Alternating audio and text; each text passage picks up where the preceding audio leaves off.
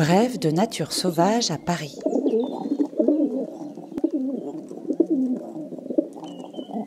Aujourd'hui, le pigeon biset.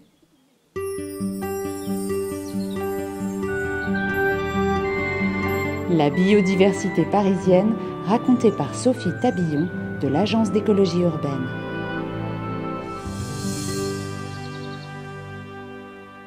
Oiseau incontournable du paysage parisien, le pigeon biset est une espèce férale à Paris, c'est-à-dire un animal anciennement domestiqué pour sa chair et ses capacités de grand voyageur, aujourd'hui retourné à l'état sauvage. En France, des populations sauvages naturelles subsistent en Corse et en Bretagne. À Paris, les pigeonniers d'élevage ont été entretenus par des particuliers jusqu'à la fin du XIXe siècle.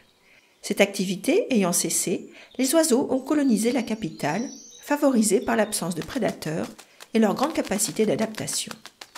De taille moyenne, gris, avec 2 barres noires sur les ailes et des yeux orangés, le pigeon biset a conquis tous les espaces urbains disponibles, des greniers aux immeubles en passant par les constructions métalliques, métro aériens, halls de gare. À l'état sauvage, cet oiseau vit le long des falaises. C'est pourquoi en ville, il fait son nid très rudimentaire dans les cavités de bâtiments. En 2017, la population parisienne de pigeons biset était estimée à 23 000 individus.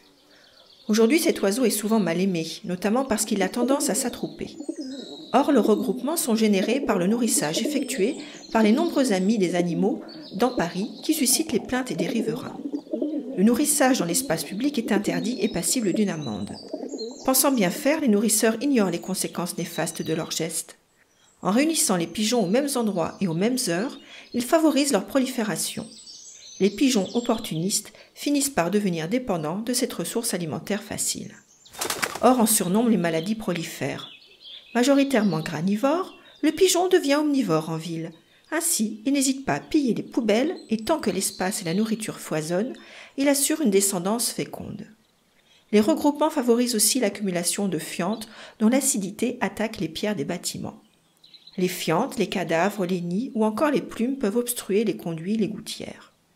Pour limiter les concentrations de pigeons et favoriser une cohabitation harmonieuse avec les citadins, la ville de Paris a mis en place en 2003 des pigeonniers contraceptifs. Ce dispositif fixe durablement une population locale de pigeons biset grâce au nourrissage réalisé à l'intérieur et régule le nombre d'individus par une technique simple. La première couvée de chaque couple est préservée. Les œufs des pontes suivantes sont secoués pour stopper leur développement et laissés en place quelque temps pour éviter que les oiseaux ne désertent l'endroit.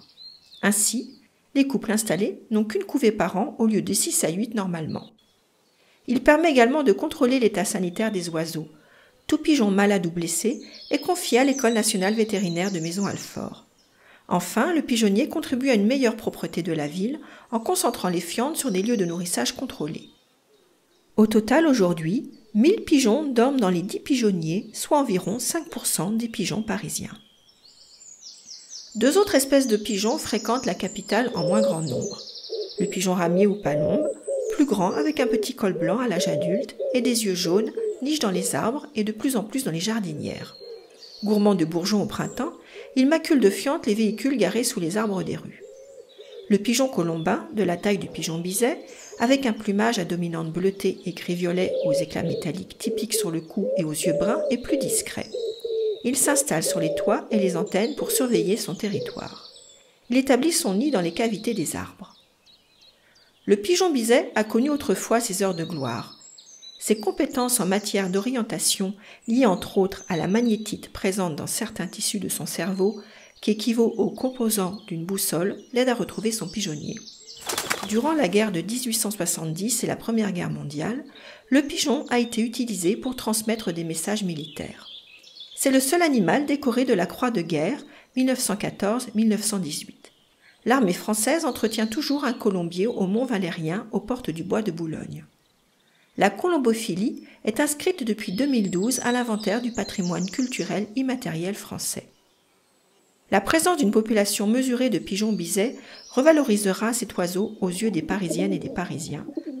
Le respect du non-nourrissage, les pigeonniers et peut-être aussi le retour en ville de prédateurs comme le renard roux ou le faucon pèlerin participeront à un nouvel équilibre dans la capitale.